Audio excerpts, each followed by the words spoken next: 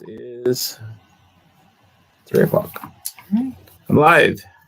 You are. Hey, everybody. This is Dr. Joe in the house. 3 o'clock Eastern time on the East Coast. I hope you are all doing fantastic. I hope you're all doing well. It's a little chilly over here where we are, but hopefully the weather's not too bad where you are. Let's have a little. Oh, as usual, Instagram is rolling. It's on a roll. Okay, got tell me who you are and where you're tuning in from, so I can give a little shout out for you. Hi, Dro Buggy. Hi, Cindy, Antonio. Cliff, New Jersey. How you doing, man? And let's have a look. We got a crowd from I don't know you, Denver. Hey, Denver. And we got Northern California, Leesburg, Virginia. That's not too far from where I am. I'm in the Washington, D.C. area. And let's have a look. Jenny from San Francisco. Hi, Jenny. And Florida. Hey. Oh, we're getting well rolling now. So everyone's coming in. So this is good. So we have New Jersey, Fargo, Stanley from L.A. L.A. is in the house. Vegas. Hey. And Tyson's. Is that Tyson's Corner, Virginia? Mm-hmm. Could be. San Diego is in the house from. So we have 3 platforms today. This is the first time we're doing 3. We've got some new software. So as you can see, this is Dr. Joe. I'm live answering your questions. Feel free to ask them, and so on. So we're on 3 platforms today. We're on Facebook, we're on Instagram, and we're also on YouTube. So welcome to my YouTube followers. It's the first time you're seeing me. And for the last couple of sessions, I've been doing Instagram and also on Facebook. Just for you to know, for the folks on Instagram, the session is usually about an hour before they kind of tune out. So if this is going well and you show me some love and it's going real good, we may extend it beyond an hour. How about that? Is that good? So it's up to your feedback on how long I stay on. So hopefully, this is going to be an interactive experience. I'm going to be talking about investing success in bad and good times, and really sort of delving into my Section 8 strategy. Some of you may have heard about it, read about it on the podcast I was a guest several months ago on Brandon's and David Green's podcast, and I kind of talked about who I am, what I do, why I do what I do. And I've written several articles, blog articles on Bigger Pockets, so you can kind of check them out. In fact, I submitted an article to Bigger Pockets a few days ago, about 2 or 3 days ago, and so hopefully it'll get accepted and uploaded on this very subject. Which is investing success in bad and good times, and talking a little bit about my sort of recession-resistant Section 8 strategy. So again, my name is Joe Asamoah. Some people call me Dr. Joe. I'm based out here in the Washington, D.C. area. Today's a great day. In fact, this morning at 10 a.m. Eastern time, I bought my next house. So I bought another house today. Yay! So this is the second house in 2 months, I think it is. I bought another one last month. So it's good. The market's kind of shifting, and I see some great opportunities. I see this is a good time. A bit more myself. I've been investing in real estate for about 32, 33 years. I used to live in England, and then I came to the US about 34 years ago, and bought my first house shortly thereafter. And that was a disaster. It was a complete disaster. I had the tenants from hell. I didn't know what I was doing.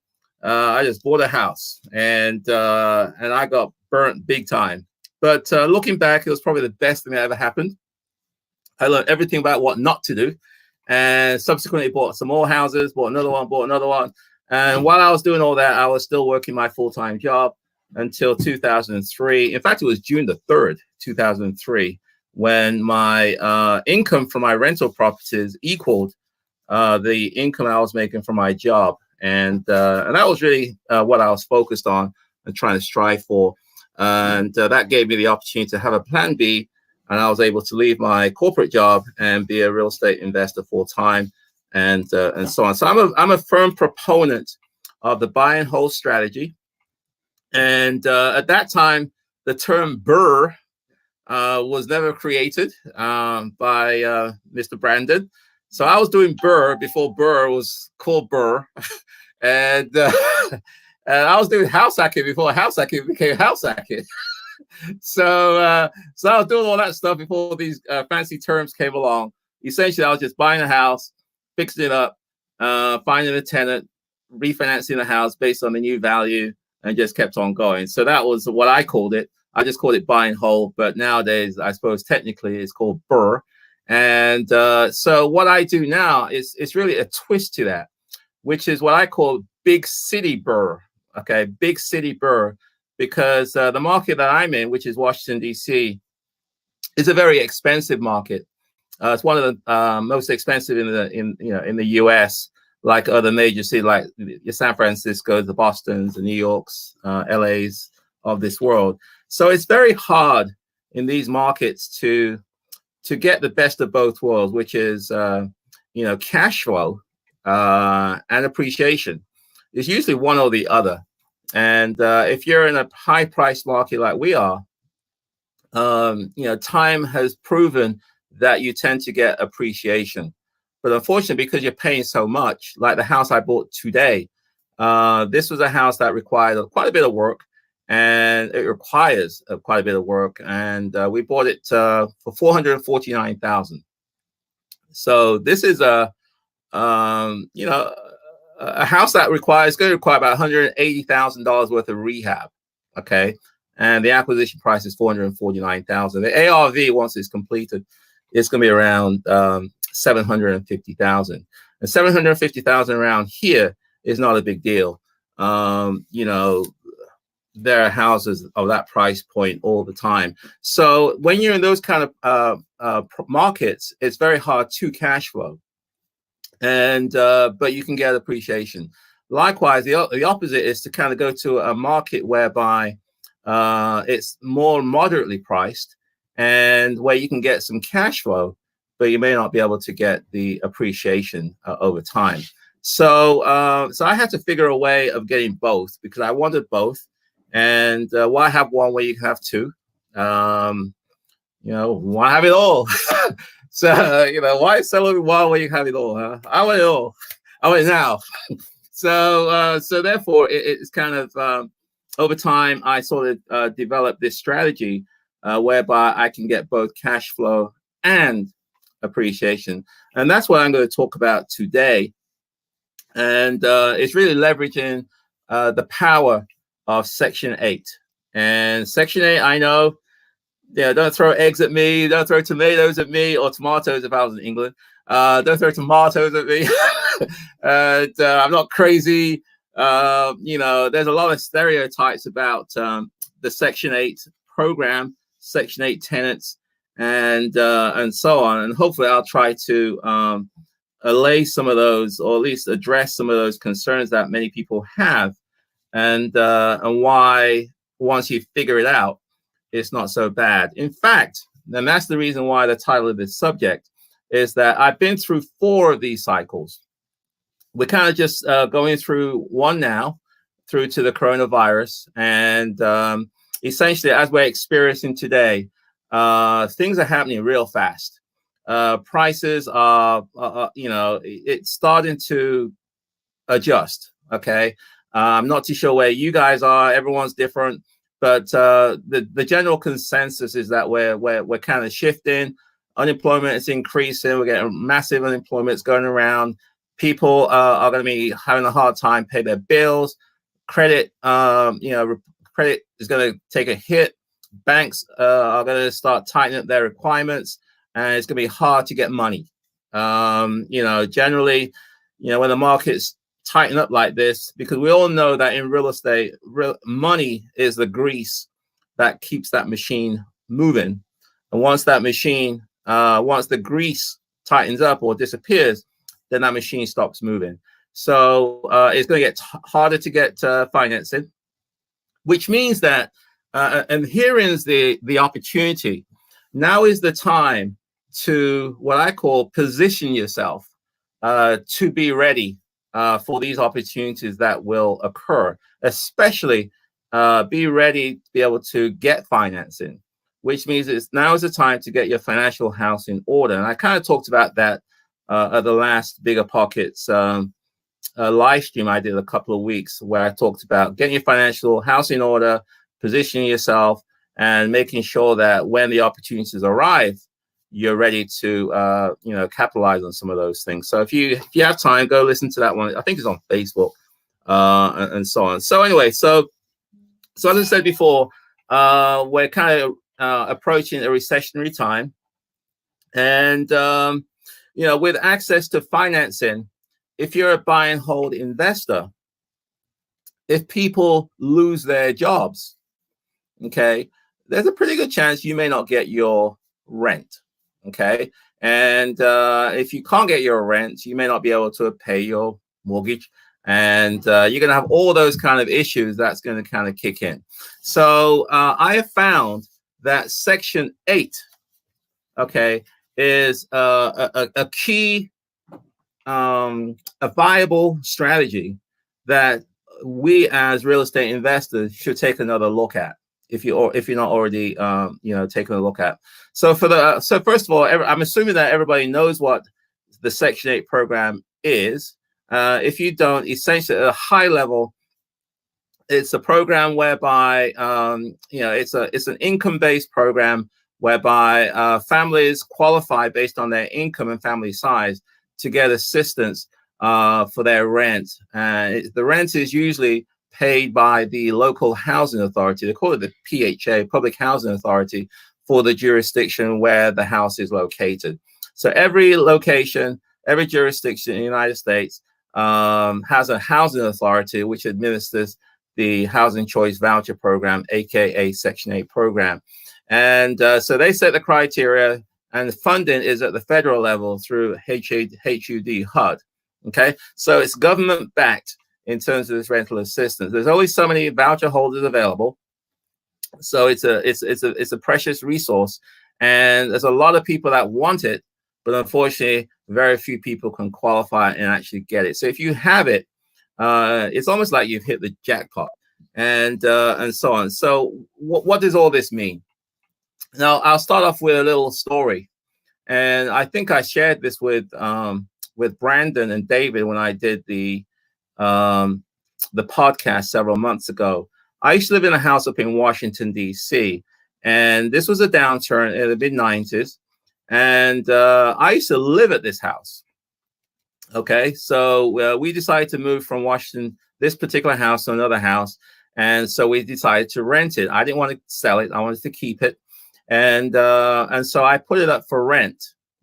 And so, people came to have a look at this house.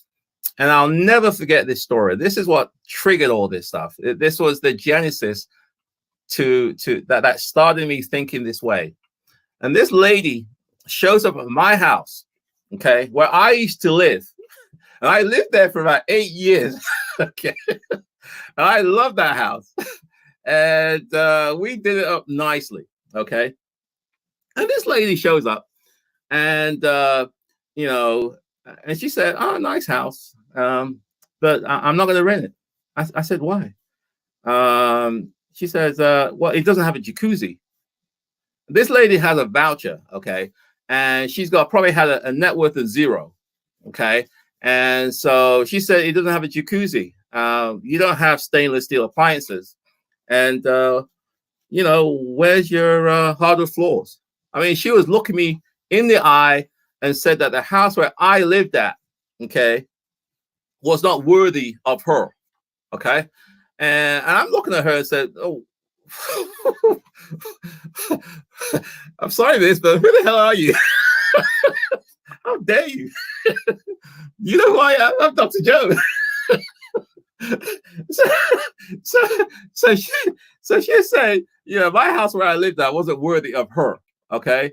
And I didn't understand what she was talking about. I didn't understand the dynamics that was taking place at that time. I understand it now. Essentially, what was going on was that we were in a downturn at that time. And a lot of investors got into the business, just like the last upswing. And they bought high because they assumed that the market would keep on going higher. And eventually the market turned.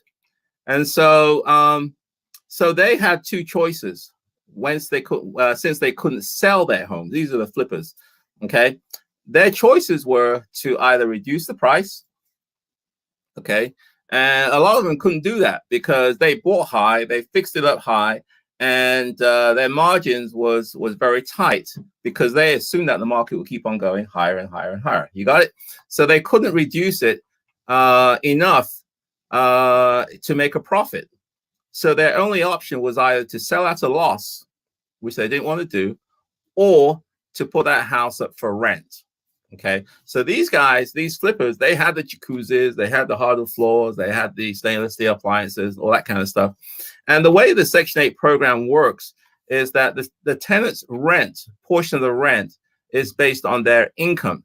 Okay, so the actual rent that they pay is not so much based on the price of the house. The portion that the rent that they pay is based on their income. So whether they go to a great house or whether they go to a not so great house, their portion of the rent's the same.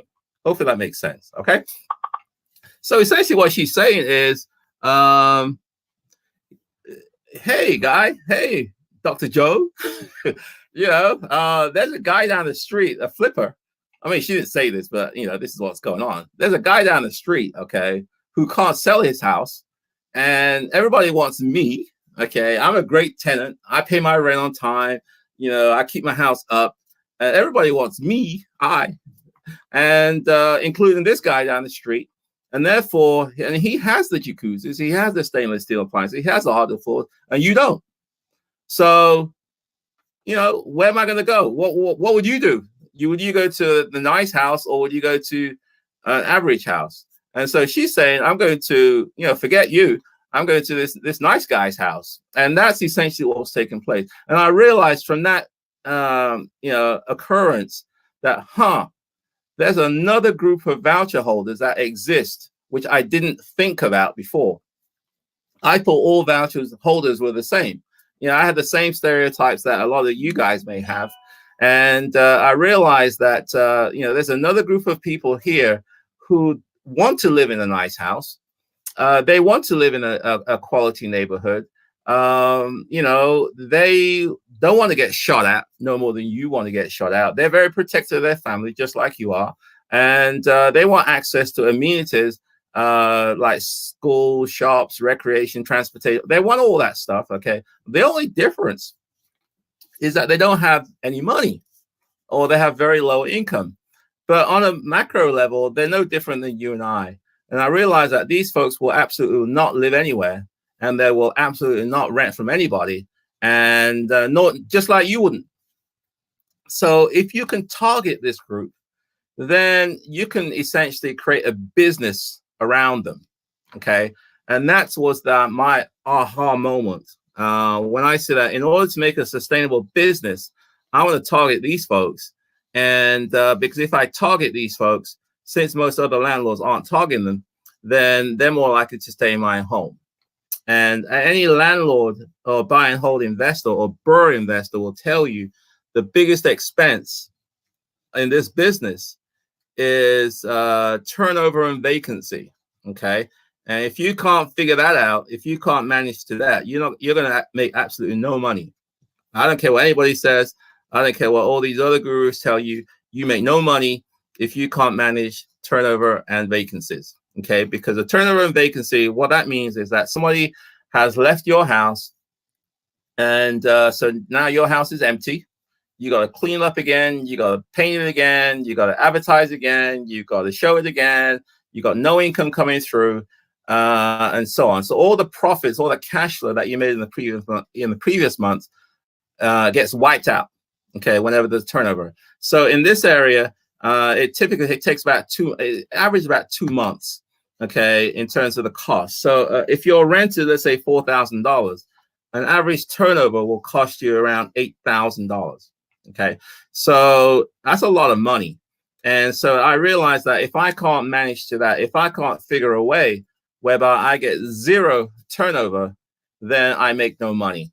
If I can minimize that turnover, then those cash flows I make each month goes and stays in my pocket. Okay. So what I hope this is all making sense, is that I see things from a business perspective. Okay. And in a downturn, you've got to run your real estate, your buy and hold, your real estate activities as a business.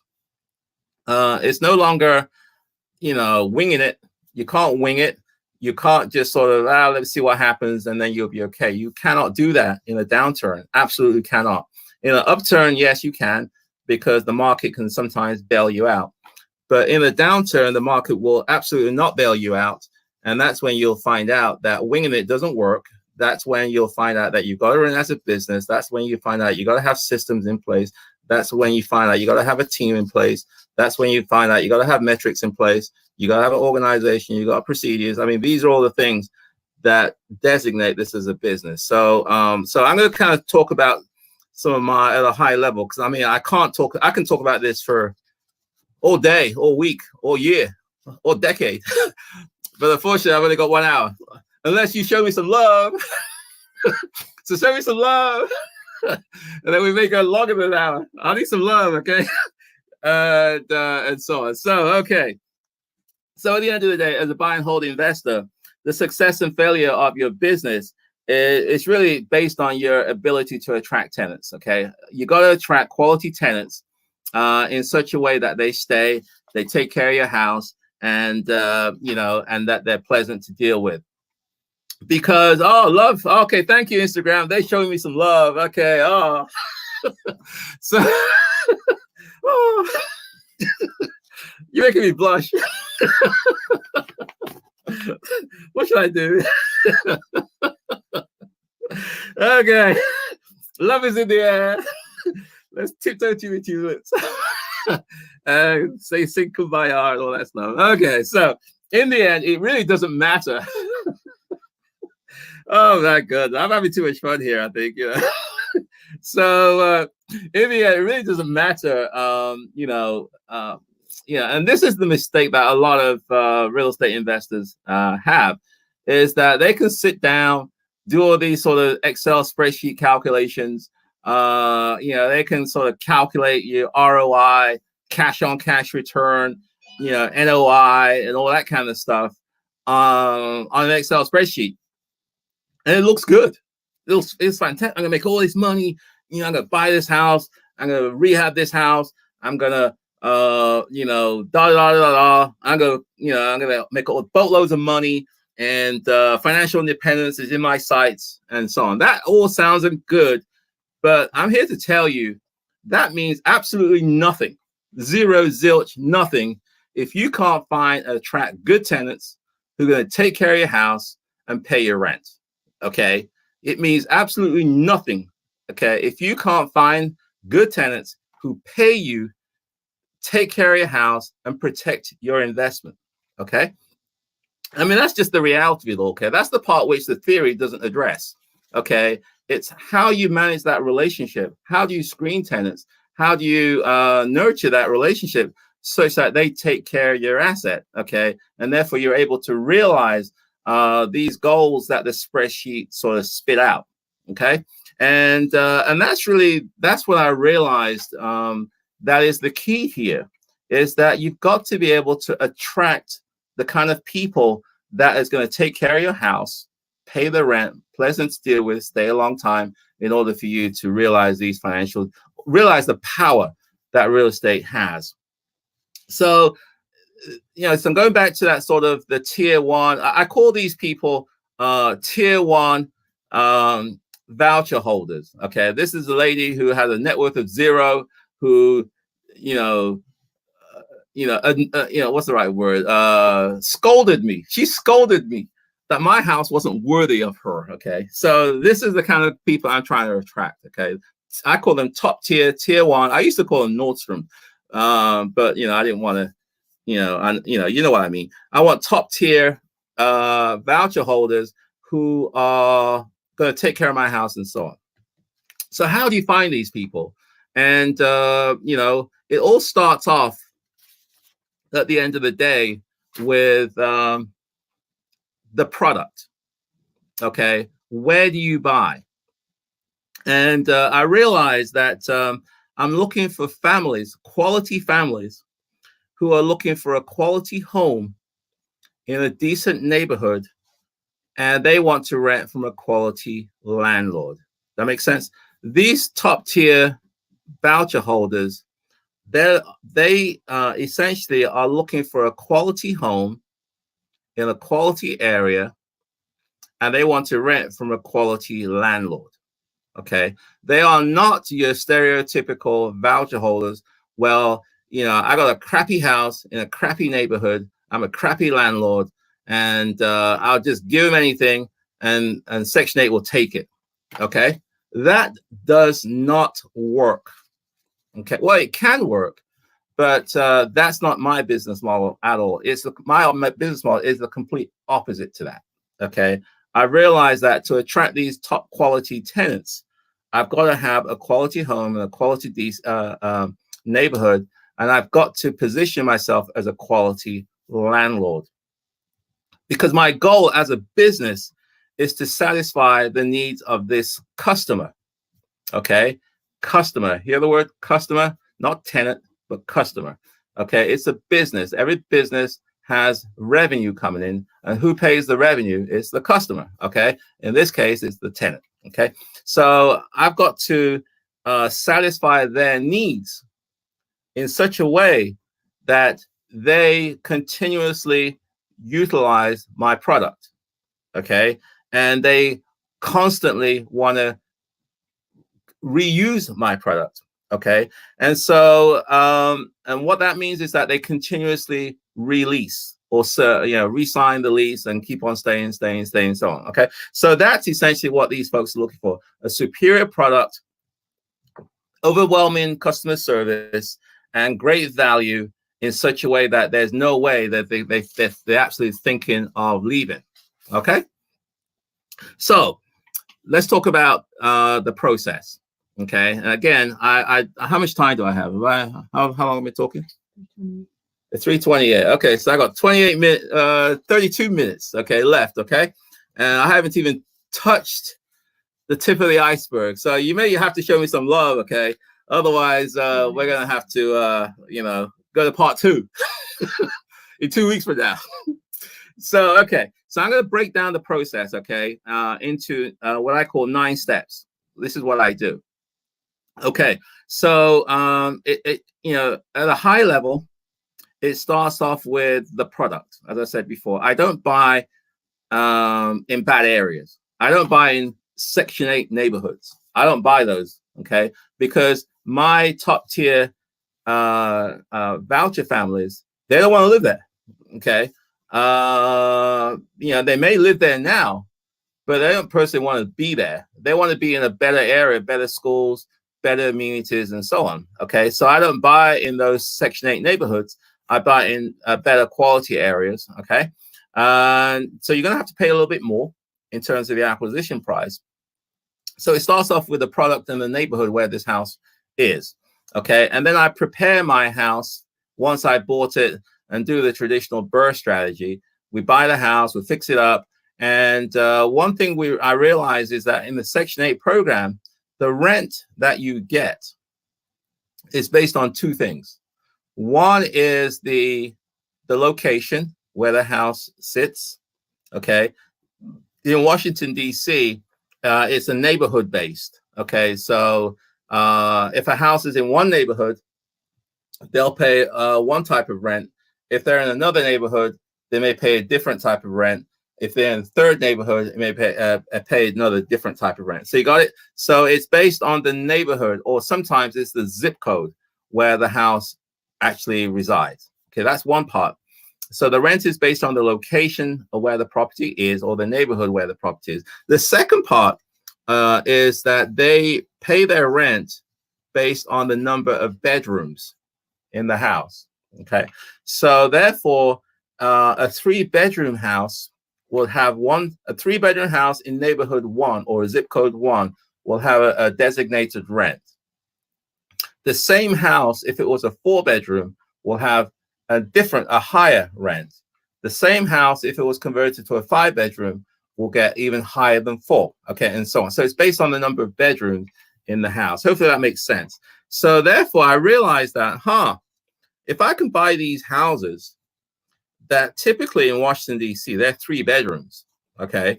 You go in, you got living room, dining room, kitchen on the first floor. You go upstairs.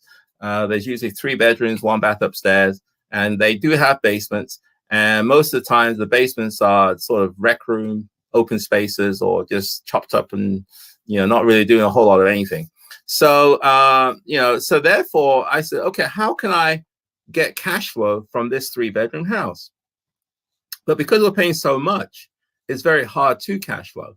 And so therefore I need to get additional bedrooms. Okay. And therefore I look at the basements, because that's usually where you have the most flexibility, and see if I can get more bedrooms from down there. So one time I was getting 4-bedroom houses. I was taking a 3-bedroom and turning it into a 4. Okay. So I'll add 1 bedroom and that will be okay. But prices kept on going up. Okay. We're in an up market like we've been for the last half a dozen years. So therefore there came a point whereby if I bought a 3-bedroom house and turned it into a 4, I wouldn't cash flow. I'll just about break even. Okay, so I had to figure out, how do I get 5 bedrooms? Okay, because the rents for a 5-bedroom is higher than 4, and therefore I can then turn a break even per property into a cash flowing property, i.e. going from a 4 to a 5. Okay, so now my strategy is to take typically it's a 3-bedroom house and then turn it into a 5-bedroom, and usually means adding 2 bedrooms and the bathroom in the basement. So it's the same house, small house, but it's what's it called, a good use of space. So the house that I bought today, in fact, if you looked at the Bigger Pockets podcast, the one that we did with Brendan and David about 3 or 4 months ago, that was the house on the same block where I bought a house today. In fact, it's right next door.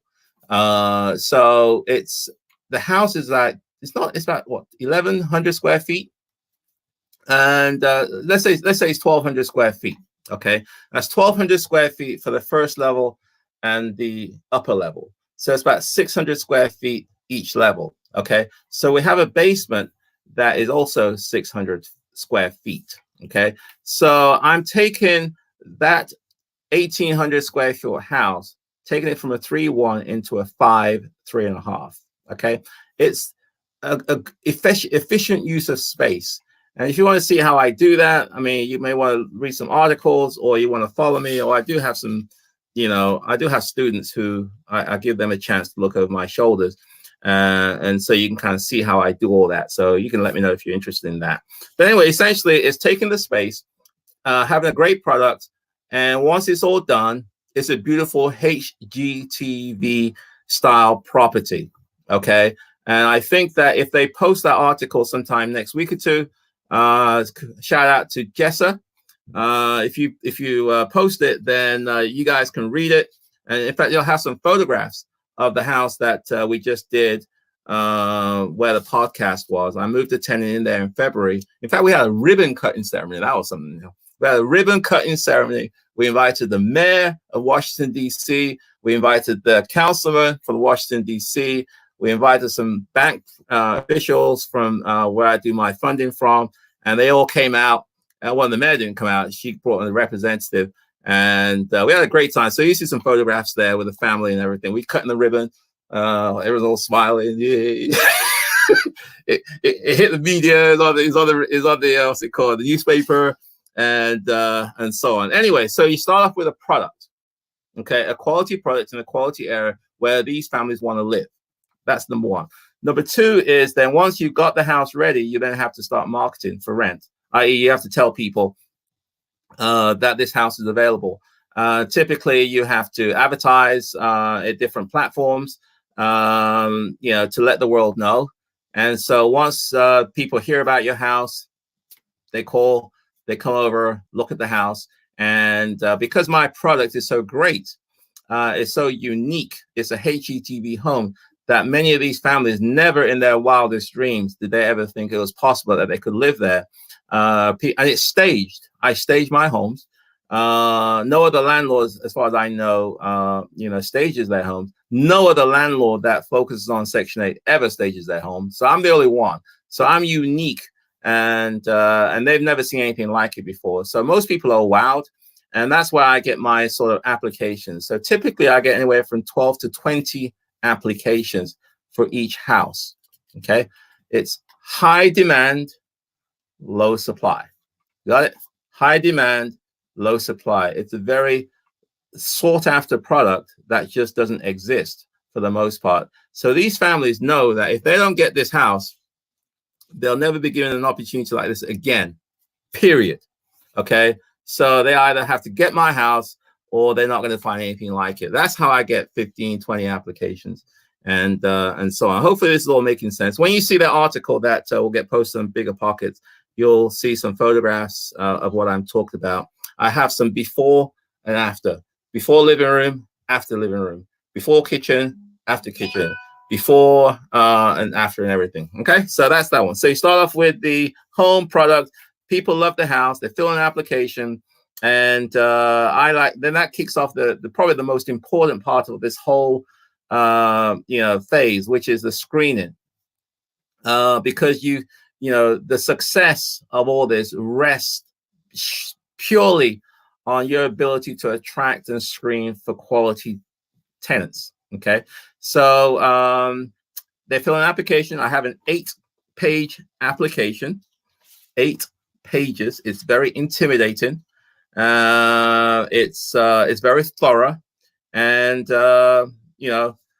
it's detailed, and but they want my house, so they'll fill it out. And I need to know everything about their rental history for the last 5 years, where they live, where they've worked, the landlord's name, previous landlord, the whole 9 yards. So there's an application which they fill out, and then I do 4 things as part of the verification process. I contact their current and previous landlords. The reason why I call the previous landlord is that the current landlord may have a hidden agenda. Okay. Yeah. Many a time I called landlords, and they say, "Oh, so and so is a fantastic tenant. Oh, they're so good. If you want, they can move tonight if you want.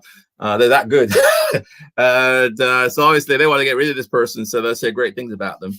And I mean, again, the screening process is a whole nother discussion in itself. I could talk about that for at least 5 hours. But I'll just say that it's very thorough. Contact current landlord, previous landlord, income, credit. I also, the most important things, I do go visit their home. I don't know too many landlords. In fact, I don't know too many landlords at all who go visit people's homes. And the reason why I do that is because I realize that how somebody keeps their home today is how my house will be in 3 months. Okay. If I go to their home and I like what I see, then I feel comfortable that they're going to be able to take care of my house. If I go to their home and I don't like what I see, then I know that's how my house will be in 3 months if I was to rent to that family. So that's the reason why I go. I really don't understand why nobody does that. It doesn't make any sense to me. That one activity, going to their home, is by far the biggest determinant on whether that and the landlord's references are the biggest determinants of whether this is going to be a good relationship or a bad relationship. And you may say, why are you doing all this? Why are you taking out your time to go to the person's home? The reason is very simple. And that is, I'm looking at this as a 5, 10, 15, 20-year relationship. Okay. Don't forget, at the beginning of this session, I said that I want 0 turnover. 0. Okay. So as far as I'm concerned, once whoever I rent this house to is going to be with me for about 10 to 15 years. In fact, my longest tenant is 23 years. Okay. On a 15-year mortgage. Okay. So this one family has paid for my house. On top of that, the value of the house has increased. I got a home equity line based on the increase in equity, and then bought more houses from that one asset. So hopefully you can see that the ROI is phenomenal. This house which I bought for 100 and something thousand is now almost 700,000. It's been paid off by a tenant who is forever grateful that I gave them the chance to live there. Okay. So, these top tier families, they are not intimidated by me wanting to go to their homes and see how they live and so forth. Okay. So I'm going to kind of rush this along because I know that we're going to do a Q&A session and so on. But, essentially screening once they come into your home, ultimately, you're going to have to deal with the housing authority, their inspections. But that's okay. It's a matter of developing relationships with the housing authority, taking the time to learn, who they are down there and working with them and so on. But ultimately, the tenant does move in. And then that's when the important thing, part 2, comes in, which is to manage that relationship, nurture that relationship such that they do, in fact, stay for 5, 10, 15, 20 years.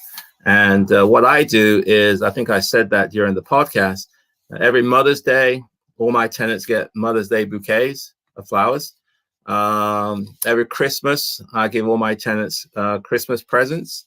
If the kids get A's at school and show me their report cards, I give them $50. And we have a timeshare in what do you call that area? Blue Ridge Mountains, I think. And then we give our tenants free vacations. So that's what I do. No other landlord, as far as I know, gives their tenants free vacations. No other landlords I know goes the extra mile that I do. You got to if something goes wrong, you fix it. You take care of these people. These people are like my family. If there's a death in the family, I go to the funeral. If someone goes in hospital, I try and visit them. I mean, this is the extra mile that I go through, because I realize that if they stay, I have no turnover, and that $5,000 a month, whatever it is, stays in my pocket. So it's just good business, and it makes sense to me. And I think that so that's a snapshot of why the strategy of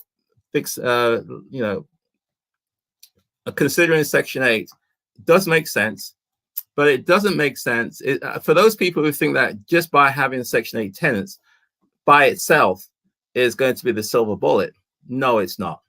Okay. If you don't screen well, if you don't have a good product, you could have just as much frustration as anybody. There's some good tenants out there, Section 8, and there's a good, bad, and ugly. Okay. And it's up to you which one you want to attract. I'm trying to attract the good ones. I'll leave the bad and ugly to you guys because I'm really interested in the good ones. Okay. And to get the good ones, you got to understand who these people are, what their needs are, what they want, what they don't want, where they want to live, where they don't want to live, what their aspirations are, what their goals are. You got to understand your customer. You got to take the time to understand who that person is. And then you can then develop a product around that person such that you meet the needs of that person, because it's cheaper. In any business will tell you, any business owner, it's cheaper to keep an existing customer happy than it is to find another customer. Okay. It's just the way it is. So it's cheaper to keep an existing tenant happy than it is to go find another one. So I've been harassed by my assistant here to do a Q&A. And so I will open up the mic. Literally, I don't have a mic, but I'll open up my laptop microphone to do some Q&A on. So if you're checking in from YouTube or from Facebook, you may see me over here. Here. If you're on Instagram, you're going to see me over here. And so I'll be kind of tag teaming between Facebook, YouTube, and Instagram. So I don't know if Nikki's on the line, and so I'm gonna. So what's it called? How do you pass it off? They don't make the cut in your. How do you pass it off if they don't make the cut in your opinion? I.e., how do you decline? So if I have 15 applications, I have one house. How do I? Once I made a decision, I then have to contact the other 14 people. Essentially, I just tell them that I'm sorry, but you didn't make it. Then I'll give the reason, and I'll tell them that I will be buying some future houses, and hopefully, if the next one comes up, I'll let them know, and then we'll take it from. This part is by far the hardest part of what I do, because these families have put their hopes and dreams on getting this house, and you need to be there when I break the good news to the family. Okay, it is such an emotional occasion. I mean, you hear the tears of joy, happiness. At last, my family is going to be in a settle. At last, we're in a nice home. At last, we don't have to worry about safety. At last, we don't have to worry about all this drama that's going on in the area. At last, my kids can go to a decent school. At last. I mean, you just hear that. I mean, I record it, so I got some videos. If those guys who are interested, I can share some videos. It's very emotional, and it's very satisfying to me. Anyway, it really, you're making a difference. I mean, you're making money, but also you're impacting on people's lives. Some of my kids from the families, I mean, they've gone to college. I mean, they really excel just by the fact that they moved into a different neighborhood. So you can make an impact on people's lives, because at the end of the day, these folks are human beings. And if you treat them with respect, with dignity, and concern, they tend to reciprocate in 4 ways. They take care of your house, pay the rent, great to deal with, and they stay a long time. So I just notified them, to answer your question, Chris, is that I just notified them that unfortunately I only have one house, and hopefully if I get another one, I'll let you know. And this is a second part to what I do. I like to teach people what I do. I like to encourage others to do what I do, because the demand is so great. There's just no way that I can meet the demand. There's just no way. It's not possible. It's very depressing when I have to tell these families, I'm sorry, I only got one house. And you hear the cries. This is the other part. You hear the cries of why, it's please change your mind. I mean, it's very emotional. So I'm trying to encourage more people to do what I do. So I do have a joint venture program where I give people the opportunity to shadow, look over my shoulders, to kind of see what I do. And hopefully I can encourage people to replicate what I do, not just in Washington, D.C., but around the country. So if you are interested in that, please let me know, and I'll be more than happy to. Hopefully you can be a part of my next project and see what I do, so you can implement what I do in your markets wherever you are, and therefore you can make a difference in people's lives. So, I mean, investors aren't just crazy, hungry, money-hungry people. I'm trying to let them know that it's possible to make money, but also you can make a difference and make an impact in other people's lives. And so it's a win-win for everybody. Okay, good question. Okay, I'm going to go to Instagram. Oh gosh, I've got thousands of questions here. What is the average rental term on, this is from Search in Chicago. What is the average rental term you have on Section 8? Section 8 is the first, it's a 1-year contract. They have what we call a HAP contract, HAP contract from HUD, or the Housing Authority. It's for 1 year, and then it defaults into month to month thereafter. So that's what's it called, the way it works. And as I said, most of my families, they stay a long time.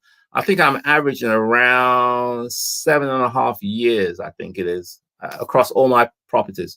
It's about 7.5 years per tenant. So I mean, hey, it works. That's 7.5 years. I don't have to worry about turnover. And you know, and so I have a lot of people who are above 7.5 years, but obviously I'm buying new houses, so that's what's kind of dragging down the average as well. So, but for the most part, my goal is that once they come into my home, they don't want to leave. I try to stack the deck so far in my favor.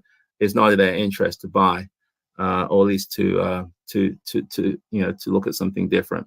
Okay, so I'll keep going. I gotta scroll down, haven't I? Up, okay, up. Okay, what's your tenant criteria? I think I've talked about that. Let the man speak. At bigger pockets. Oh my goodness. You hear that, Dickie?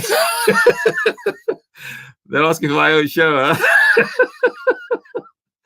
Nah, just kidding. Let's have a look. Just keep going. Do you announce your visit to the prospective home on time? This is from Lester. Yeah, I let them know that I don't just pop into their house and say, hey, I just happen to be in the neighborhood. You know, let me come in. No, I let them know, you know, that I'm coming. And, you know, you'll be surprised when, you know, when they come to your home and I tell them I'm going to go to your home, I'm going to call your landlord, the previous landlord, current landlord, all that. They said, fine, no problem. Call him right now. Okay. Here's the landlord's number. You can give him a call right now. I can guarantee you he's going to say great things about me. He's going to tell you I keep my house up. I keep my house just like what your house is. You want to come to my house? Let's go. Okay, let's go right now. Okay, because this is how I keep my home. And so they're not intimidated by the home visit. And in fact, they're very proud of their home. And you know, they want to showcase and let them know that they're going to take care of your home. Now, there's two scenarios. The other scenario, I think I talked about that last time, is those families, or you may think those families, you go to the home, you know, as soon as you walk through the door, you know, all you can smell is Lysol. You know, oh man, you got to put a face mask on because there's so much Lysol in the house. And obviously they just clean the house just because you're showing up. Or you go around walking through, you go through the bathroom, you know, and they always close the curtains, you know. Well, the curtains closed, you got to open the curtains. You see this dirty tub. The rings around it. Yeah, I mean, you know, so I mean, ding, ding, ding, ding, ding, ding, ding, ding. It's sirens blaring, you know, sort of telltale signs that this is not what it's supposed to be. So I mean, you get all types of people, but I mean, you'll be surprised that some people don't know that their house is not clean or dirty. It's quite shocking. But you know, it is what it is. I don't just show up at people's doors. I let them know it's part of a process. And but my screen is very, very thorough. It's probably one of the most thorough people that I've ever heard about. And because I realized that a mistake in the screening process is a recipe for disaster. Okay, should I discount a listed property to sell it in the quicker? In this, this is from customshirts.com. Should I discount a listed property to sell it quicker in this current market? Should I sell a listed property? It depends. I mean, if the market's dropping where you're in, then it may be a good idea to try and exit right now, such that you can, you know, call it quits. If you are a buy and hold investor and you feel that the market will come back and you've got cash flow, then and you don't want to sell at a loss, then it may be worthwhile to keep it and ride it out and so forth. So it just depends on your situation, your cash needs, what's your cash flow requirements, and how much cash flow you're making. Is there a revolving door in your house where, you know, the expenses are too high and so forth? So, you know, it just depends, you know, on that. Okay, let's keep going. My two favorite words: supply and demand, this is from Russell, Brazil. Hey, Russell, man. I know you're listening. Yes, supply and demand. So I choose a high demand. I create a high demand product, which is in low supply. There aren't too many 5-bedroom houses in Washington, D.C. Okay, most of the houses are 3 bedrooms. But there are a lot of people that have 3, 4, 5-bedroom vouchers, which means that if you have a 4 or 5-bedroom voucher, there really aren't too many houses that are out there. So I create this product that's in high demand and low supply. And therefore, I'm able to attract those people because my competition is really small. Okay. Your episode was epic. Oh, my goodness. Has anyone done this in Southern California, converting a 3 into a 5? If so, what were the rates? It depends. I'm never, I primarily focus in the Washington, D.C. area. I'm thinking of, exploring, because I'm getting a lot of requests on a national basis. I may be talking about how to replicate what I'm doing across these high price markets. So, I mean, I'm sure there's ways of doing it in Southern California. I don't know the market very well. But the concept is you buy a house, you add bedrooms, and you look at the rates that the housing authority pays, and you do it in such a way whereby you can get cash flow. Okay, now if you're in your market, the rents that the housing authority pays doesn't allow you to cash flow, then it is what it is. But I mean, if you can cash flow by adding bedrooms, which is what I do, because there's no way you can cash flow in Washington, D.C. with 3 bedrooms. Okay. So I was in the same situation that you're in. Okay. I wanted to buy real estate. I wanted to have an asset that's going to appreciate in value. I wanted to have good tenants, okay, that will take care of my home. I wanted the same thing. We all want the same thing. Okay. So I had to figure a way to make this thing work. And what I'm sharing with you is how I was able to figure it out in my market. Now, I can't say that for every market because I'm not in every market. But I'm just saying that this model, I'm sure, can be replicated, and it could be tweaked, given the uniqueness that exists in your locale. Okay, so I think it could be done. I think that I have a formula that works, and it's not just your cookie-cutter formula. Just because you got a 3 to a 5, you turn a 3 to a 5. That in itself is not what I'm talking about. Okay, that's just part one. Okay. Because you can just as well fail by turning a 3 to a 5 if you get a crappy tenant, okay, who destroys your home, or you have that constant revolving door. Okay, so so it's not just creating a 5-bedroom house and therefore I'm done, or just finding a Section 8 tenant and I'm done. It doesn't work that. There's a lot more to it, and that's the reason why the BRRRR strategy. Conceptual level works, but you got to go down to the nitty gritty and to really on a tactical level and so forth. Okay, I've been told that we have 2 minutes on Instagram. So for Instagram folks, you got 2 choices. Okay, choice number 1, I'm going to cut it off in 1 minute. Bye. Or if you want some love, show me love. Show me some emotions. Then you can. Oh my goodness. Then we can continue. But I think the way it works on Instagram is that you're going to have to sign out, or it's going to cut you off, isn't it? Yeah. And then you're going to have to re-sign back in. So in about a couple of minutes, about 1 minute or so, you may be cut off on Instagram, and just reconnect, re-log in to Bigger Pockets, and then we can continue the discussion. So for the folks on Facebook and YouTube, we're going to keep on going. And so for the folks on Instagram, it looks like there's so much love being shared with me. Oh my goodness. You're making me blush. What can I do? So you're going to have to log in again, okay? And then, we'll keep on going. So I'm just going to continue with Facebook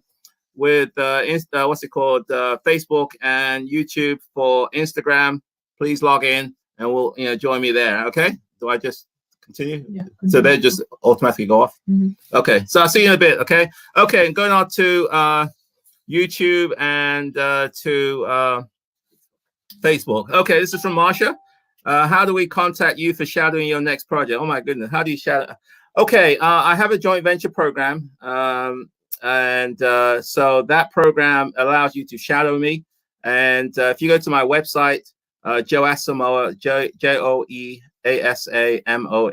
JoeAsamoah.com, then you can get more information about the JV program. It's called the Joint Venture Program. I think it's the greatest program since sliced bread. Okay. You do have sliced bread in America. Yeah, you do. We in England, we call it the greatest thing since sliced bread. But anyway, I think they're gone. They're gone? They're still there? Yeah. And so on. So I think they can probably log in. Yeah, so Joe Asamoah, there it is, joeasamoah.com for the Joint Venture Program. And you can go there, and you can also go to Instagram and Dr. Joe, drjoasamoah.com. Sorry. Facebook and Instagram. You go to Instagram and Facebook, which is Dr. Joe Asamoah, Drjoe. I don't even know. I don't know how to spell my name yet. Joeasa. Oh, thank you. It's on the screen. joeasamoah.com. And you'll get information on Instagram and Facebook, so we can continue there. So, I'll come back for those people who just logged off on Instagram, and I'll what's it called? Repeat that again. But this is essentially what it is. It's a 6 months. It's really 6 months. So you can shadow me on a real project. So for instance, are they back on? Okay, so it looks like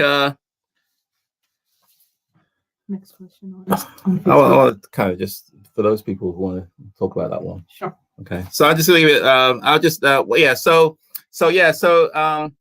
it's really a 6 months to 6 to 7 months really. So if you want to learn the BRRRR strategy and how it's done from start to finish, so that is how I buy the house, finance the house, the rehab. How do I turn a 3-bedroom to a 5-bedroom?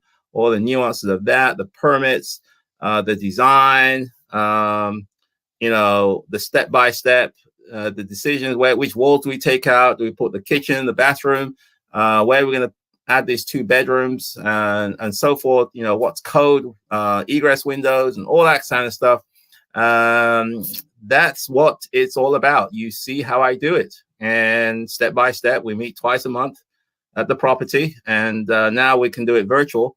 So we have a way whereby for those people outside of the DC area, they can still get the experience of the program. And so I just bought this house today, and I think I'll be starting another JV program shortly on this house. So I'll give more information a bit later on. But it's a great program, and you also learn about the tenant screening, what I talked about, and finding the tenant, screening the tenant, and then we also learn more about the whole process. And you'll get access to my what do you call it, tenant application documents as part of the JV program. We do make a visit to the landlord-tenant court as well, because I think it's important that you see what it's like to be a landlord and the joys and trials and tribulations. Okay, moving right along. Do you use Property Manager? I don't, as I said before, I don't use Property Managers, and because I haven't found a tenant, I haven't found a management company that does what I do. Okay, so essentially what I do, I manage my own properties.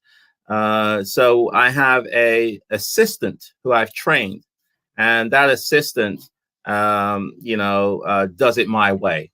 So that's what we do, and not to badmouth any property managers. It's just that their processes is not my processes. They don't give bouquets of flowers, Mother's Day gifts. They certainly don't give free vacations. So I had to do it my way because I couldn't find anyone that does it acceptable enough. Okay. Does the JV program cost? Yes, it does cost. It's not free. The price is on the website. So if you go to the website, you can do this, get more about the program there. Are you open to sharing your contractor info? Hard to. I've got the greatest contractors. They're great guys, okay, and that's not an accident, okay. I found these guys. I had a what do you call this thing? A GC who was managing my projects, And classic GC, you know, you give them money and they want more money, and you know, they do something, they want more money, they do something else, they want more money. Every time you see them, they want more money. You know the drill. More money, and you don't see any activity going on. So I ended up having to come to Jesus meeting with this GC. Apparently, he was telling my guys that the reason why my project was, he told the guys that I wasn't paying him. That's the reason why he wasn't paying them. So he was taking money from me, but not paying the contractors. And so when I found that out, I fired the GC and then dealt directly with the contractors. And that's how I met them. And just like good tenants, if you find them, you keep them. You create win-win scenarios. A couple of them, the contractors, I mean, I bought some houses, and one of the guys lived in an apartment, and his family was looking for somewhere decent, and I had a house in a really nice area, and I offered it to him at cost. So whatever the mortgage was is what he's paying. Another guy, he was in a rooming house, and I bought another house, and rented it gave the house to him. He's got a couple of roommates as part of a house hack strategy, and so on. So I mean, the point is, you take care of people, and they tend to usually reciprocate that. So that's how I find good contractors. And I don't know where you are, Sophie, but if you're in the DC area, by all means, we can talk.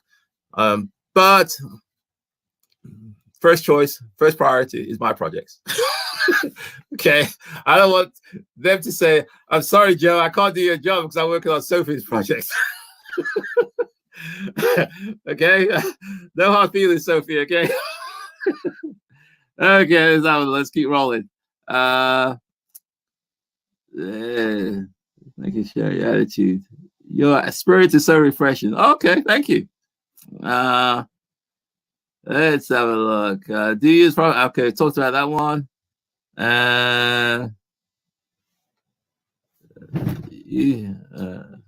are back. We're back. Good up. Well, this way. Okay. Okay. How many properties do you have? Oh boy, why do you want to know that? The question is not so much how much I have. The question is how many houses do you have? I've got enough of my own. How much do you have? I have financial independence. Do you? That's what's more important, I think. I mean, what I'm sharing with you, is experience. What I'm sharing with you is real world. This is not made up stuff. I bought a house today. Okay, so I'm buying a house. I bought 2 houses in the last 2 months. So I'm rolling. And the important thing is you need to be rolling as well, because there's some great opportunities, that's out there when the market shifts, and you need to be positioning yourself in such a way that you can get, take advantage of these opportunities. The market is a good time. This is a good time to buy, to be ready, get ready to buy houses. Okay, there's a sense of urgency. You don't want to miss this opportunity. This could be a once in a lifetime opportunity. Okay, this market downturn. Okay, now let me tell you a story about the last downturn. Okay, let me tell you this one. I bought a house. This is in Washington D.C. during the downturn. I got that thing for $275,000. Let's just say $300,000. Okay, I put in another $150,000 on the renovations. Okay, so let's say 300 plus 150 is 450. Okay, and I have a mortgage on that house, and it's a 4-bedroom house, and the mortgage is PITI is around $2,600 a month. Okay, the rent is $4,700 per month. The house is worth around $725,000 right now. Okay, so bought it for 3, add 150. Let's keep it simple. Okay, there's a good 450, 550, 650, a good 250 of equity. Okay, there's a good $2,000 a month gross cash flow. Okay, PITI is 26. Okay, rent is 44,762, I think it is. Okay, that's what's going on. This is what happens when you buy in a downturn. This is what happens when you keep the asset until that turbulence stabilizes.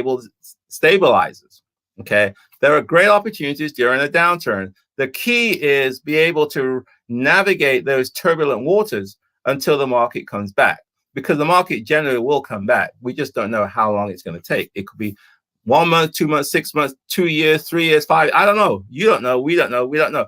But the thing is, that coupled with a Section 8, because the family that's in that house is eternally grateful that I gave them the chance to live there. They are not leaving. Okay. I think that the rent is $4,700. Out of that $4,700, this one's a little higher. Her rent's $1,000 a month. Okay.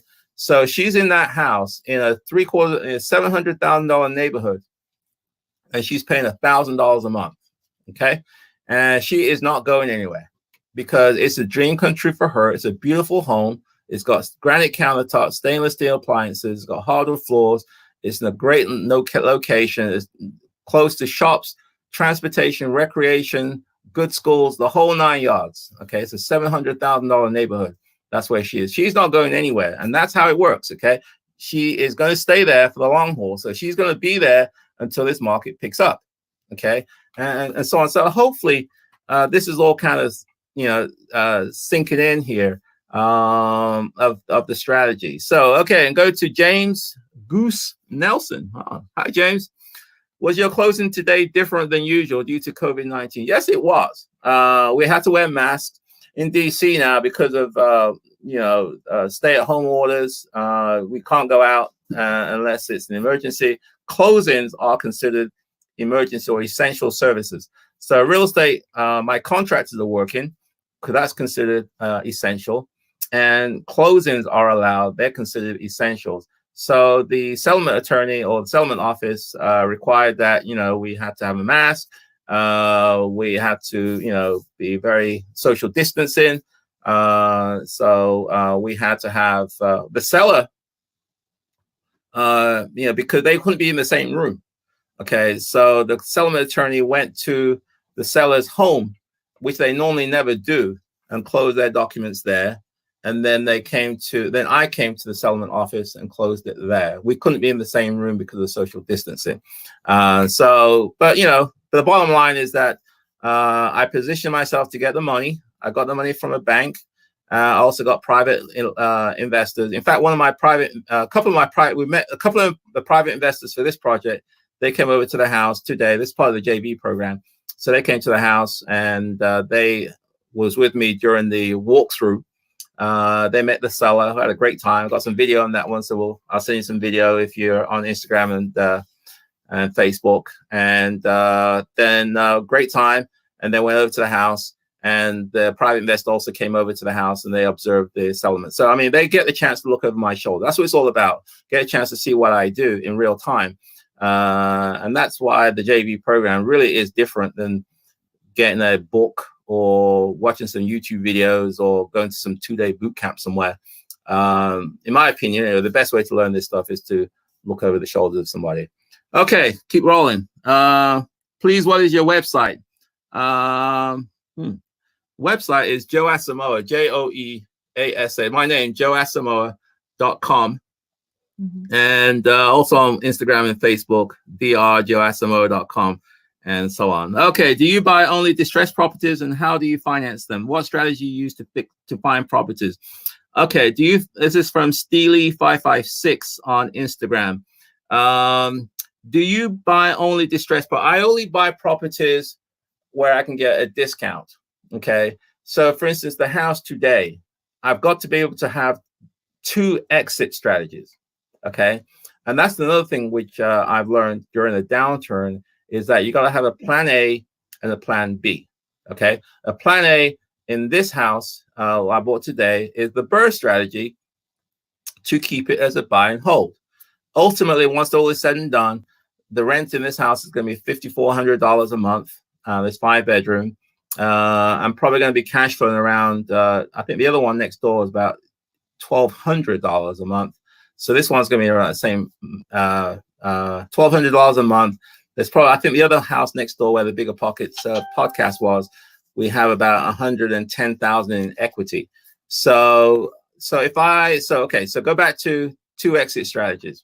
There's 110, let's just say $100,000 worth of equity that's left after all is said and done with this beautiful house. If I had to sell it, I could still sell it, okay, and make a little bit of profit as a flip. If I wanted to keep it, I can keep it and get cash flow, because the rent and the debt, there's a spread of $1,000 or so a month. So I have 2 exit strategies there, which I can, so if I can't do plan A, I can revert to plan B.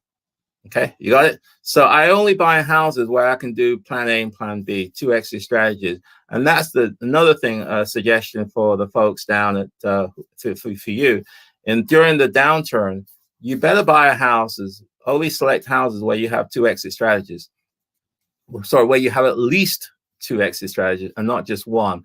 Because if plan A doesn't work, like those jacuzzi houses, when I talked to you earlier on, a lot of those investors who bought those houses, they couldn't sell it. And they had to rent. But unfortunately, the numbers didn't work because you paid so much. And they couldn't get 4 or 5 bedrooms and so forth. So always have 2 exit strategies when you're kind of operating in the downturn. What strategy you use to find properties? I have this joint venture program where people get a chance to look over my shoulders. And so one way to get in is to bring me a deal. So if you bring me a deal, if I buy the deal, then that's your entree into the program.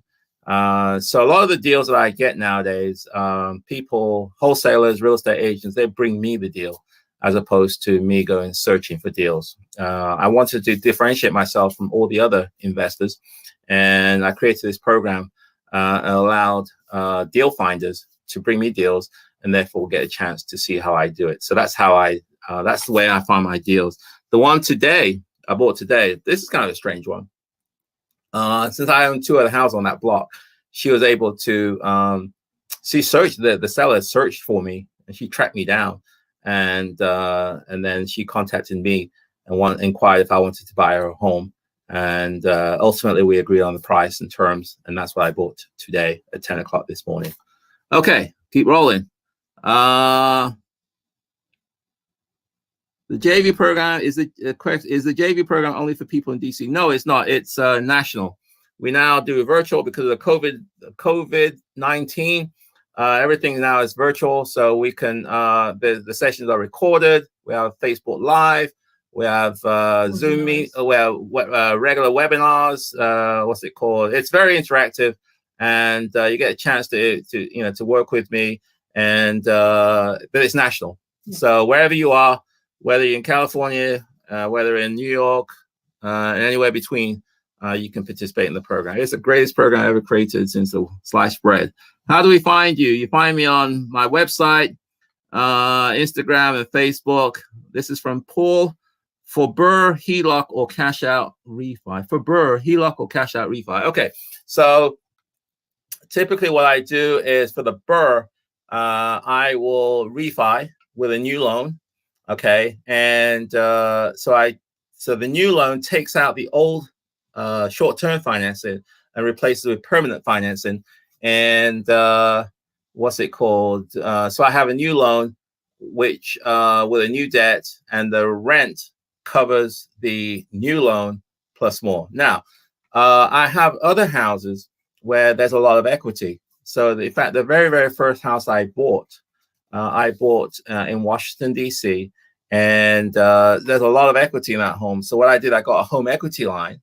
Okay, so tapped into that equity, which I consider is really dead equity. So you tap that dead equity and make it live. Dead live. You capture that dead equity, resurrect it. Easter, so you resurrect it.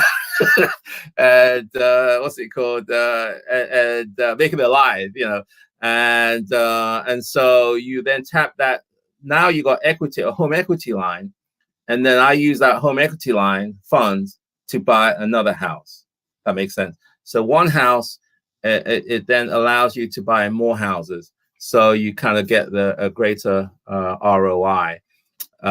So you could do a hybrid of HELOCs and also what's it called, a traditional BRRRR refi. Okay, from 4L. Hi, 4L. This is on YouTube. Do you file for permits when converted from 3 to 5? How many square feet do you use for the bathroom, bedroom? Sorry.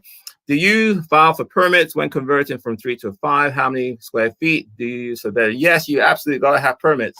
On our projects, typically we have 1, 2, 3, at least 4 or 5 permits. Okay, demo permit, building permit, electrical, mechanical, HVAC, and the 5 permits. And then we have a bunch of inspections, all the way from the groundwork, the slab, the rough-in, and the finals, and so on. So there's a bunch of permits that you need. You've got to have permits, because otherwise the city or the jurisdiction where you're in could shut you down.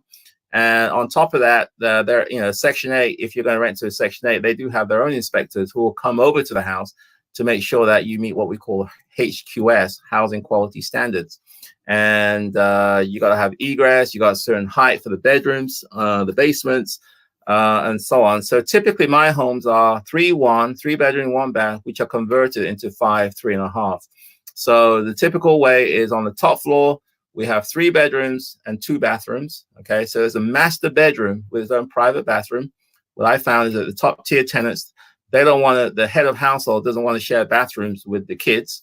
So I try to give them their own bathroom. Okay, so it's 3 bedrooms, 2 baths upstairs, usually a washer dryer up there, or at least a connection. On the first floor, living room, dining room, kitchen. I usually put a pantry, hardwood floor, stainless steel appliances, shaker cabinets, and so on. In the basements, they're usually 2 bedrooms, 1 bathroom. The bedrooms have egress windows. You got to have at least 7-foot height ceilings. You got to have a closet. You got to have an electrical outlet in every wall. And then the bathroom in the basement, because I like to have a bathroom at every level. So that's a snapshot. Again, I've written an article which may be posted on Bigger Pockets, hopefully next week or so, about this whole strategy. And so check that out. You'll see some photographs of what I do, and I'll give you cues of the kind of quality that I have. These are true HGTV quality homes. Okay. Let's go back to Instagram. What do you enjoy most about real estate? What do I enjoy? I love real estate. I love it. What I enjoy most, believe it or not, I enjoy the fact that I make a difference in people's lives. Okay. There came a time whereby, in fact, it was about 2 or 3 years ago, when it was my mother. Okay. I was having a conversation with my mother. Okay. Hope she's not listening. Hi, Mom. She's in England. Okay. So she said, Joe, why are you doing this? Haven't you got enough houses? When's enough? When are you going to stop? Which, I mean, it's a legitimate question. And then, so I was going to say, I think I have enough houses. I really do. I don't need any more. So I was just going to call it quits, hang out on the beach, drink Mai Tai and pina coladas and, watch sailboats and so on. But then I thought about it, with these families who I'm helping, I'm providing life-changing opportunities. Okay. And I realized that I'm making a real big difference in people's lives. And so if I don't do it, who's going to do it? If I don't provide these families with these opportunities, who's going to do it? Okay. And so I realized that, maybe I shouldn't stop. Maybe I should buy more, because I'm creating more opportunities for other families and doing good as well. So that's the reason why I just, that's what I like about it. It's great. I'm making money, but it's not just about me. It's a bigger thing. Now I'm trying to encourage other people, like hopefully you guys, if you want to be a part of what I do, show you what I do so you can replicate my model in your market, so we can all make a difference and make money as well. And, and have a purpose. So that's what I enjoy the most. And I get time to spend. I have control over my time. You know, when I was working, I really, after a while, I got kind of tired of that corporate stuff. I was traveling, did a lot of travel, and I really didn't have control, and I just hated it after a while. I just wanted to spend more time with at home with my family and do what I enjoy. So that's what I do. Okay, system is so different than Toronto's. System is so different than Toronto, Canada. We have set government applications for a tenant. Okay, this is from Indiana. I don't know about Canada because I don't really invest over there, so I can't answer that. I'm trying to buy my first house. Okay, great. Good question from Dominique. Now is the time to position yourself. Okay, I think I said that before. Now is the time with this sort of shifting market to position yourself to be ready. Okay, now is the time to get your financial house in order. Now is the time to spend some time into education. Now is the time to learn. Now is the time to identify what your strengths and weaknesses are. Now is the time to sort of prepare for this change. Okay, certain things that used to work for the last few years is no longer going to be valid, no longer working in this new environment. It's not. Okay, we're moving from a seller's market into a buyer's market. So what that means is that the buyers, you guys, are going to have the upper hand. Okay, versus before, the sellers had the upper hand. So for those people who are ready, who are positioned, who are able to get financing to do deals, you're going to have the upper hand. So now is the time to position yourself. But the important thing is that the credit markets are going to change. Okay, so you know, the people with money, the banks, the hard money lenders, and so on, they're going to tighten their requirements. Okay, cheap money, free money, easy money is going to be gone, and they're going to be a lot more conservative. And but what it means is that a lot of people aren't going to be able to buy because they're not ready, they're not positioned.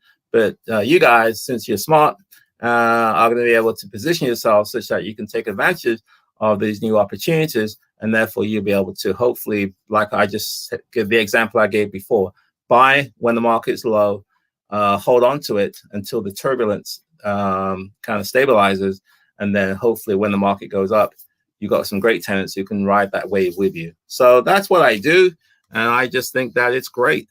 Oh my goodness, I'm going to be talking about this forever. Last question? Nikki, this last question was just hanging. I've been on for 1 hour and 27 minutes. Oh my goodness. Yeah. Okay, looks like more love is here, so I don't know. The love is there.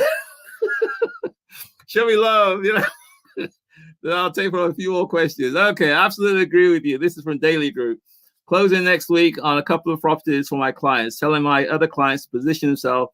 This is good info. Thank you. It is true. It works. This is what I'm sharing you. What I've talked about today is my systems that have been developed over 4 real estate cycles. Okay. This is not my first rodeo. I've been there, done that. I've got the scar wounds and bruises and stress to prove. And this formula, which I'm sharing with you, it works. Okay, and I'll be more than happy to debate anybody on this. In fact, April the 1st, well, today's April the 10th. Okay, so April the 1st was the day that a lot of people were worried. A lot of buy and hold investors were worried. A lot of landlords were worried because a lot of people have lost their jobs. Okay, which means that they may not be able to pay their rent. Okay, and if you can't pay your rent, you may not get your mortgage paid as well. Okay, so a lot of landlords were very, very worried. And the beauty is that for voucher holders, I mean, I checked my account on the 2nd, and that money was there from the housing authorities. Okay, it comes in like clockwork. Okay, and I've been doing this for 30 years. There has never, in the 30 years that I've been a part of this program, never have the housing authorities not paid their portions of the rent. Never. Okay. So if you want a stable income stream, you can't get better than a income stream from a Section 8 vouchers that is backed by the federal government. Okay. You can't get more stable than that. Okay. So the tenant's portion, now that one's kind of, that depends. But the good thing is that with the voucher program, if their income goes down because they lose their jobs, then they can go to the housing authorities and their portion of the rent goes down. It's because their rent is based on their income. So if their income goes down, their rent goes down, and the housing authorities portion goes up to balance it all out. So it's a very, very stable income stream. It's very recession-resistant strategy as long as you can attract the tier 1 tenants that I've been talking about. Because if you can't attract them, then it's all bets are off. You could be getting tenants from hell, just like everybody else. And you'd be frustrated. Your life will be full of drama. And I don't think that's what you want. It's certainly not what I want.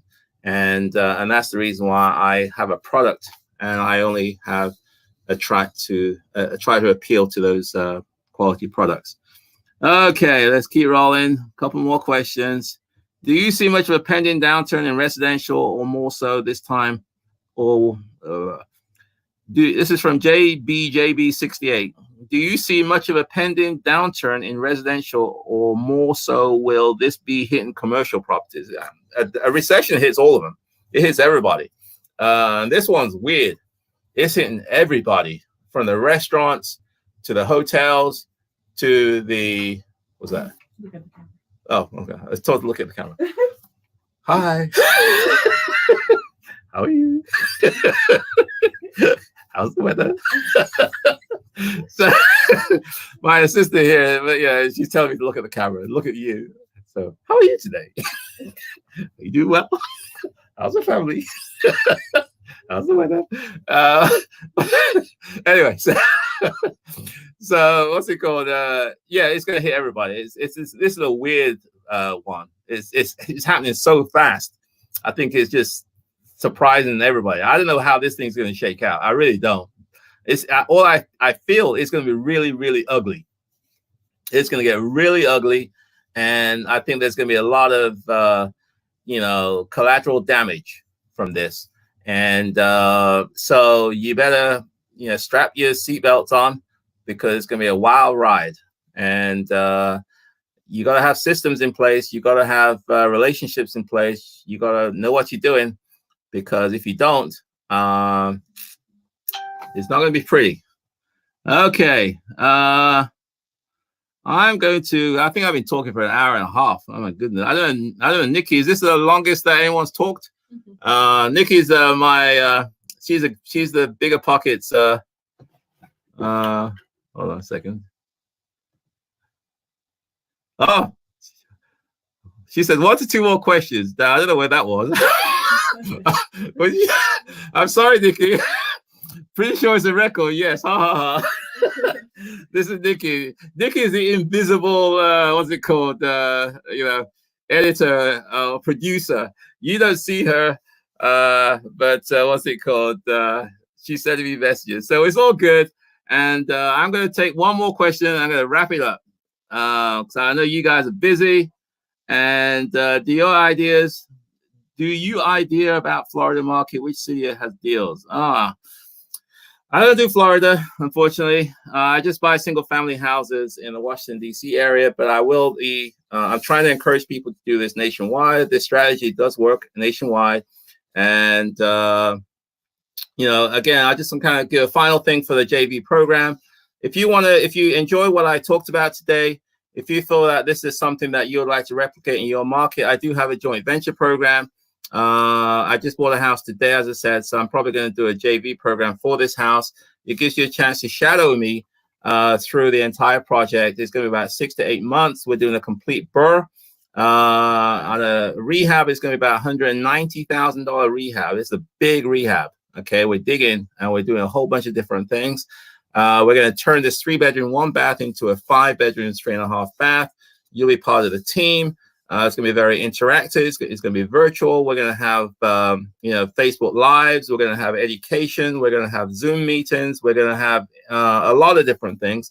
So you can get the experience wherever you are and throughout the country. So it's not just a DC thing. And I'd welcome the opportunity to interact with you, to engage with you, to show you what I do, so that way you can, replicate what I do in your markets, and hopefully you can make a difference in the lives of other people, and including your own lives, and you can use this strategy to get financial independence and so forth. So different ways you can reach me. You can go to my website, Joe Asamoah, JoeAsamoah, joeasamoah.com. You can reach me on Facebook and Instagram at Dr. Joe Asamoah. That's Dr. Dr. Joe, Joeasamoah.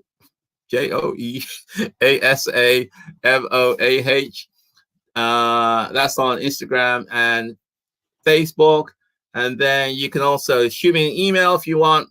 You can send me an email to info at joeasamoah.com, info at joeasamoah.com. And I love to engage with you. If you're in the DC area, check me out. And I do a bunch of free events every now and then. I think I'm going to do one on a couple of weeks. Yeah, a couple of weeks. We're going to do an event in this area. So if you within driving distance, you can drive, but you can't fly here. Well, you can. Just you got to be safe distance. So if you're not too far in the DC area, come on down. Check me out. No, it's going to be a virtual. It's not. You don't have to come down because it's going to be a virtual. Virtual. Yeah. So you can. Yeah. So check it out. It's going to be. We're going to put it out on the website sometime, and you can sort of engage with me. It's maybe a 4-hour event. I think it's going to be in a couple of weeks and so on. So that's who I am, Dr. Joe Asamoah. Hopefully today was a very informative session. I hope you enjoyed the info I shared with you. Again, I want to thank Bigger Pockets for giving me the opportunity to share what I do with the audience. Hopefully I try to be entertaining. Thank you for showing love. And I think I'm going to be doing this in 2 weeks. So I'm going to be, I spoke with Nikki, is the invisible producer that you can't see. And so we agreed that I'll be doing this twice, every other Friday. So the next session is going to be 2 weeks on Friday at 3 p.m. Will be another engaging opportunity. And I'll have, I'm not too sure what we're going to talk about, but it's going to be a relevant subject, and hopefully something which is timely and something that, you'll find worth your time. So again, Joe Asamoah, joeasamoah.com, signing out. See you later. Have a good one.